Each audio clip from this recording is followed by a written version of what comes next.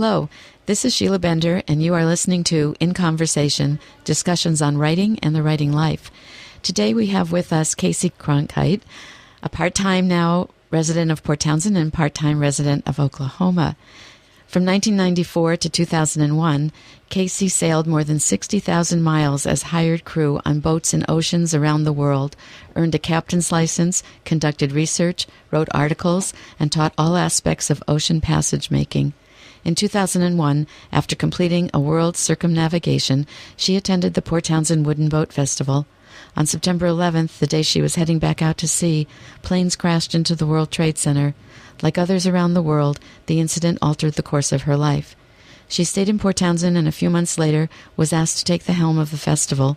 For a decade, she served as director of the event in addition to executive roles with Wooden Boat Foundation and Northwest Maritime Center. Pax entered her life in 2007 when she broke a promise not to buy a wooden boat. It is the double-ender wooden sailboat made in Denmark in 1926 that she writes about in her book, Finding Pax, The Unexpected Journey of a Little Wooden Boat. Welcome to the program, Kaci. Thank you. It's good to be here. I'm glad that you're here, sort of. I know that you're speaking to us from Oklahoma. And that is one of my questions. How did Oklahoma come into your life when you seem to be such a water person? It is something that my middle America friends and farming, ranching family wonder about. But I grew up in Oklahoma. I was born on a cattle ranch here where I was fourth generation in the house and fifth generation in the state. Prior to that, they came here by prairie schooner, and way back earlier than that, of course, across the Atlantic from Netherlands and England and various places in Europe. So I think there were sailors. My first ancestor, Cronkhite ancestor in the U.S., was a Dutch shipbuilder in New York, what became New York. I grew up in Oklahoma, left when I was 18 to go to college and travel, and in 2009, a house became available in the park, a state park that my grandfather helped to start. House prices were quite cheap. I bought a house as sort of an investment and thinking, it would give me a chance to be close to my mom and some nieces and nephew and two of my siblings part-time, and it's now become my writing retreat. Even as we speak, you're working on a new book? Yes, I am. In fact, there are parts of it that are laid out on the table in front of me here. That's good. Well, maybe we'll get back to that. I want to talk about the other question that your bio brought to my mind is, what sort of promise did you make and why that you wouldn't buy a wooden boat? And what about Pax, a wooden boat, made you break that promise? As I have told people, I worked on boats, other people's boats, for 8 years. I knew the responsibility, I knew the costs, I knew how much work they were. And most of my life, from the time I was 18, my father had died when I was 16, and I guess in some way mortality sort of reared its head, and I realized life was short, and I was intent on not burdening myself with anything that would require me, that would lock me down, that would fence me in, whether it be a mortgage or a marriage or a boat. And so it wasn't just boats and wooden boats that I wasn't doing.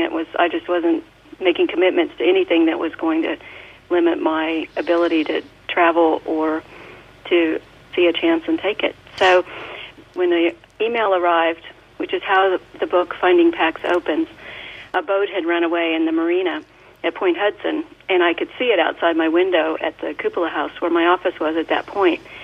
I'd been running the Wooden Boat Festival, and I'd heard stories that were familiar, but they were other people's boats and their labor and their love and time that it was taking for these boats. And so I thought for sure I wouldn't ever have the money, and I don't have the skills. I'm not a boat builder, so I thought I wouldn't have a wooden boat, nor would I need to as the director, because I had so many beautiful boats in front of me every day and friends who would gladly welcome me aboard.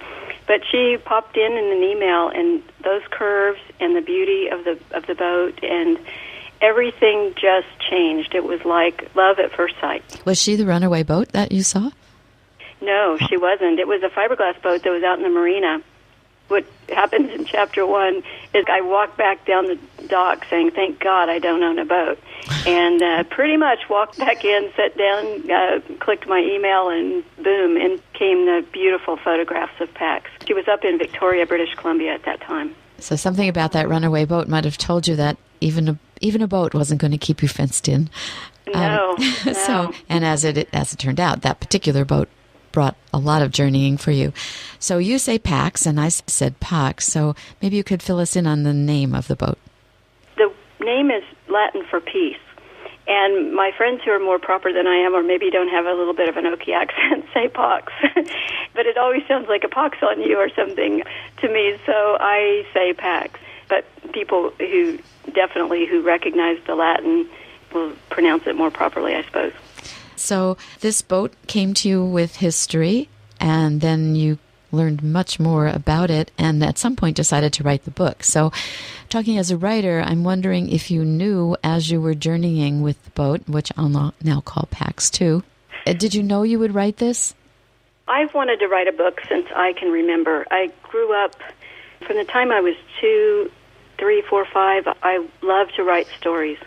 And I talked teacher after teacher after teacher in elementary school into letting me write stories for extra credit.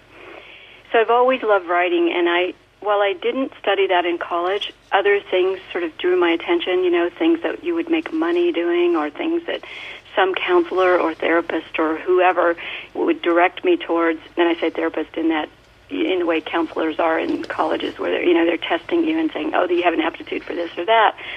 So I went off other directions, but I always wanted to write a book. And so when I got Pax, there were stories around her. There was a story of a fire that had destroyed all her history, and so there was a lot of question about where she'd been and who she was, and had she been built in Denmark or Sweden or Norway, and when. And one of the parts of one of those stories was that a woman had stolen the boat in Sausalito and taken her to Canada. And every time people would tell that story, I would feel this pang, in my heart, kind of, because it just tainted her history, and I wondered if it was true, and nobody knew for sure, but it was just how rumors get going. And so after the turmoil of the first haul-out, which was quite an ordeal there in Port Townsend, and as she went back in the water and I was making sure she didn't sink, I was laying on the boat, and she was empty at that point. Not only no history, but her interior was gone, and a lot of things were new, had been rebuilt, and didn't look like original older boats that were close to what people thought. I just decided to find her history, to find her story. And at that point, it was really just for myself and for her, for the boat to have a history that I knew. And it would be helpful to me if I was to sell the boat someday, and also just so that I could stop these rumors. About 2 years into it, around 2011, my job changed. They wanted to change my position at the Northwest Maritime Center, and I decided that position wasn't one for me, and so we parted ways, and I literally had about an hour's notice. I drove home, and I walked into the house and told my partner, I think I just lost my job. And she looked at me and she said, well, you've always wanted to write a book. Maybe this is the time you can do it. And I just decided I was going to turn 50, I think, the next day. And so these three things sort of coincided, and I just decided to turn the research project for myself into the research project for a book. I like it. I like your partner's words, because life does open up opportunities, but sometimes we don't see them. The people around us have to encourage us to see them. Yes. And so how long did you work on the book? I bought the boat in 2007, and I started really researching in 2009. So I had some things that were stories about the boat, and like I'd written an article for Wooden Boat Magazine out of that, but just magazine articles was all I was thinking. And so 2011, October 2011 is when I really started work on the book, and then it was published 5 years later. Is it possible for you to read just a small excerpt from the book? I can. I've got two things that I thought of. Just as a preview to this, people should know that the boat was built in Denmark in 1936 and spent time in California and also British Columbia. So I went to Denmark. By the time I finished this book, I had been to Denmark 4 times, California 5 times, and Victoria and Vancouver Island twice, tracking down the history and meeting the owners and people who knew about the boat.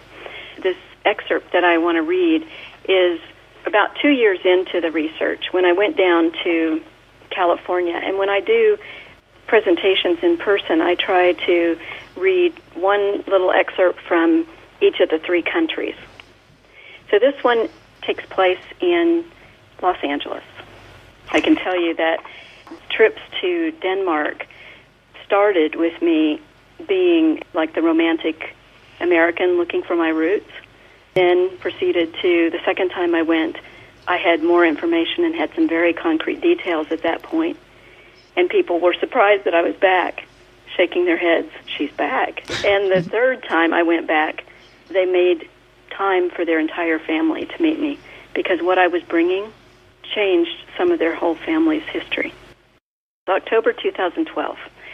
At 10 o'clock in the morning, after surviving the bumper-to-bumper semi-truck traffic from Long Beach to the access road of the 7,500-acre port of Los Angeles, I parked in the tepid shade of a lone and straggly palm tree across from the Colonial Yacht Anchorage. There was not a soul in sight. Through the chain-link fence in front of my car, dozens of oil pump jacks rocked continuously and trash blew like tumbleweeds. The place was not hospitable to humans, especially from northern climates. The contrast for Pax from latitude 55 degrees north to 34 and from short summers to year-round sun would have been extreme. Los Angeles would be hell for a wooden boat. The gates to the CYA dock and boatyards were locked, so I went to the office. The only person in sight, a young woman, was on the phone. On the wall were framed newspaper articles about the founder, Augie Camello, an Italian refugee of World War II, and his latest self-built boat, Apple Pie. At the height of business, 2,500 boats a year had come through his yard. I didn't come here to look for gold, he said. I came to make a better life for my family. Their story was pure American dream. 2 sons and a daughter were continuing the business. By the nameplate on her desk, the woman on the phone was a third generation. I listened as she explained to the caller that the port had just given formal eviction notice. All boats must be moved in a month. The person on the other end of the line was clearly upset. 2 more people came into the office. Both held letters in their hands. The situation was going from bad to worse. Panic and anger filled the room. While she commiserated with the next person, I decided to write a note describing a few questions about Pax and offered to come back the next day. Cupping her hand over the phone, she assured me she would talk to her Aunt Maria, who was the business manager. If anyone can help you, it'll be her, she said. I'll give her the message. Please, look around the yard. The boatyard and docks were just shy of decrepit and almost empty. The few people in sight were caught up in heated discussions. I walked around the small boatyard, imagining what it had been like for Pax in the 1970s. A small fishing boat about her size called Good Times was sitting on blocks by the Marine Railway. Nearby was a 3-by-5-foot mirror, probably used by the lift operators. Reflected in it was a forest of Terminal Island cranes and miles of stacked shipping containers. In the 60 years since CYA opened, this port had become the busiest in North America. For the Camello family and small boaters here, good times had come and gone. You are listening to KPTZ 91.9 FM, Port Townsend. In case you just joined us, you are listening to In Conversation with Sheila Bender, discussions on writing and the writing life. Today, Sheila is talking with Port Townsend resident and former Wooden Boat Festival director Kaci Cronkhite about the writing of her book, Finding Pax. Kaci, thank you. You have us all curious to know about how, and you don't have to tell us because we'll want to get your book, how what you found out did change the history of, or the known history of those families in Denmark. And so I want to repeat the title, Finding Pax, The Unexpected Journey of a Little Wooden Boat. And people can either type that title into their browser or your name, Kaci, K-A-C-I, Cronkhite. Spell your last name for us. Cronkhite, and if you spell it like Walter, it'll come to me too. I don't know else. Okay, that was smart. Thank you. Yeah. Is Pax still in your life? She is on the AB dock in Boathaven Marina, slip 120. All right. That's why I spend the summer. I mean, I'm coming back there soon and to sail and spend time on board her this summer. I love riding on board. So, yeah, I look forward to it. That's great. So what about your new book project? Is it also about sailing? It is. It's the prequel to this book. Which means that it's before you knew that you would get a wooden boat. Of course, there's a lot of question and a lot of adventure in my life before that had to do with the ocean sailing. And so this book, the working title is When a Cowgirl Goes to Sea, and it's the story of how I got from the ranch in Oklahoma to start sailing and then to sail around the world. And what's of particular interest to me and very important to me is that the first time I ever went sailing was in Port Townsend. I was working in Anchorage, Alaska, and I flew down to go sailing for the first time. And I literally got on board a boat that was not far off of the same location where Pax is now, all these years later. But that sparked an interest that I could no longer deny, and I wanted to be out in the wind and out in the open spaces and the ocean. And that led from one sailing experience to another, to eventually working with Nancy Early to sail around the world. And we ended that circumnavigation in Port Townsend in 2001. So your genes definitely have seafaring in them, as you've described to us. And I'm fortunate I'm not seasick. From the moment I put my foot on board a boat, it felt like a horse. And I mean, I had never stepped on board a boat, but I put my foot on it. It rocked towards me. I put my leg over the lifeline. It rocked back to the center. And we left to go out sailing. The wind was in my hair. Something broke, and I knew how to fix it, which is good. That's a farm skill that comes in handy on boats. And I didn't get seasick. And like I said, it took me back. It was as if I had done it all my life. Well, your working title sounds like a good title. Can you repeat it for us?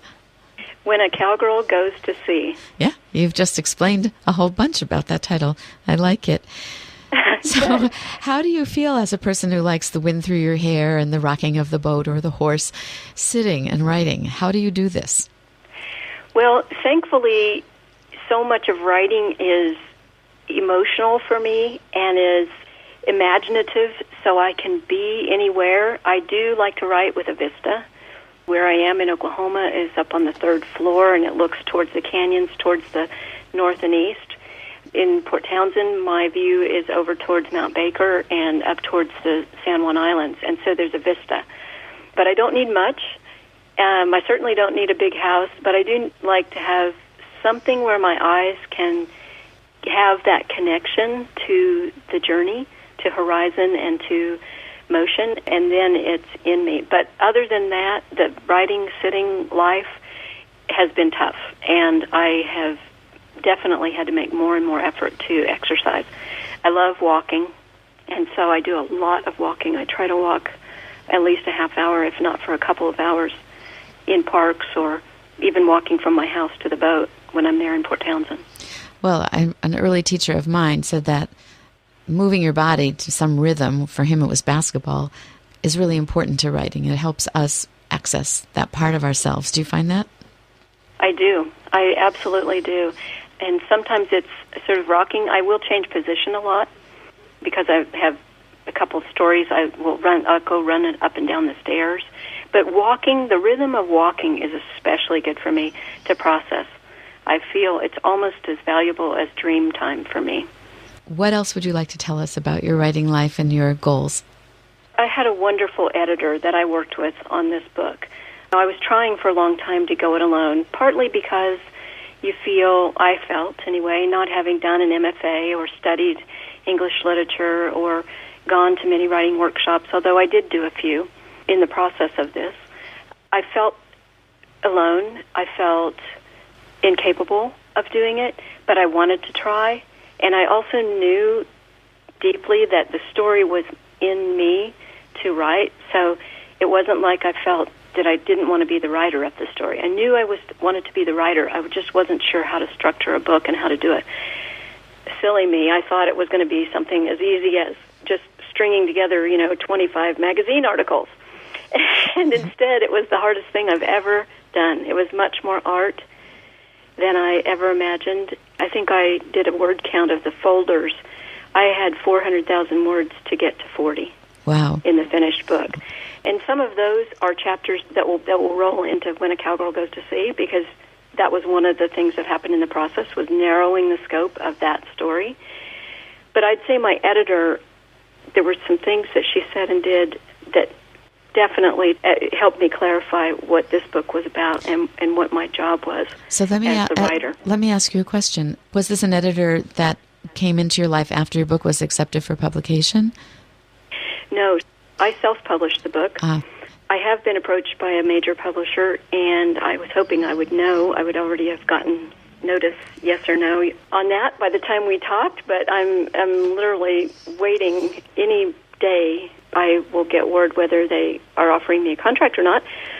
I self-published, but what I did was I worked with a publisher of some books that I had seen over the years by a little press, a boutique press on Martha's Vineyard called Vineyard Stories. And Jan Pogue and her husband had started this little publishing company to do titles about Martha's Vineyard, and a few of them were about boats. And the Gannon and Benjamin Boatyard, for example, a book called Schooner that she had done was a stunningly beautiful book, and her author came out to represent that book at the Wooden Boat Festival. So I'd met her, known her in a different context. When the time came when I knew I was at a point where I couldn't go forward anymore, I needed help. I called her to ask her if she would help me. She was just getting ready to close down her business as a publisher, and she didn't want to distribute or actually do the publishing, but she was willing to do whatever level of consulting I needed. And what I ended up having her do, she coached me. She was my structural editor in the beginning. She was my mentor, coach, therapist, you name it, kind of editor at times to move me along. And then she kept me to the timeline once we got going, and then also helped with the selection of the book designer, copy editor, and printer. Wow. And managed those through the process so that it came out to be as beautiful a book as I really, paper is important to me, font is important to me, and this story in particular, I thought, this is not just my story and my book, this is Pax's story and every one of those owners, those 10 families too, and I really wanted it to be a high-quality book. I love your commitment to that, and I love your story about your collaboration with your editor, because that's just the kind of relationship I think a writer needs, and not everyone is lucky enough to find the right editor.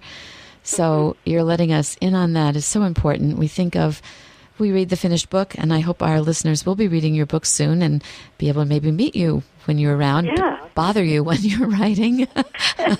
You might need I would love to meet anyone, and like I've said to so many people, so many writers, you included, Sheila, have said things or written things that you share online, offer encouragement at different times in the process, and I feel absolutely generously wanting to give that back to people as well. We think of writing as just such a lonely occupation, and only part of it is lonely. The other part of it is connecting with the tribe and really the give and take of what goes on for a writer. So it very much appreciated that you talked about that whole relationship that you had and your goals and commitments. And so we do have just a few more minutes left together. Is there anything else you would like to tell us? I think that Port Townsend is a fabulous place to write and to network with writers and artists and musicians. You're a poet and an essayist, and all of these terms that I think so many of us are creative, but we don't have a term because we didn't really focus on that. And what I found in this is that by doing a sort of a hybrid memoir, it's almost like a historical mystery book. It's something that doesn't fit in a genre. I feel like I don't fit in a genre, and then the more I've found in talking to people is that everybody felt like they didn't fit in a genre. And I love it that in Port Townsend in particular is one of those unique, special places on the planet so far that I've found where it seems like even going just to any coffee shop or restaurant or walking downtown or through the boatyard, I find people who I can exchange ideas with. And so I think that with the opportunities now with self-publishing and also with these hybrid things like what I did, that there's no reason not to try, and that we all have a story to tell. And, the best creative nonfiction actually does include information. In your case, the history of the owners and the impact of the boat on their lives. I think that in some ways, because of maybe the way we study literature, we think more strictly in terms of genre than maybe the actual publishing world could accommodate. And, of course, you've got the boating niche, you've got the history niche, you've got a lot of different audiences who will be interested in your work. But I think because of the way we're taught, because of the way school has to define genre, we feel restricted. I think you're very accurate about that. If people can't self-identify as a particular kind of creative, they may feel that they're not acceptable. And yet in Port Townsend, so much is acceptable that you're right, we're very lucky to be here. And I think it's one of those things, now that I travel, I arrived there as a traveler. My traveling soul, my wind-born spirit, I find a lot of people who share that there, and I find them in other places in the world too, but boy, we do have a special intersection there. Right. And having it as a port city, of course, as a boater, that it overlaps with boating is just priceless, really. Right. Did you say your wind-blown soul? Yeah. Yeah, well, that's very poetic. And I think, somehow the wind did blow us all here to the tip. I want to thank you so much, Kaci, for the conversation today. It's been really fun to talk with you and to learn about the way you've constructed your life and the freedom that it gives you. So again, thank you so much for being our guest.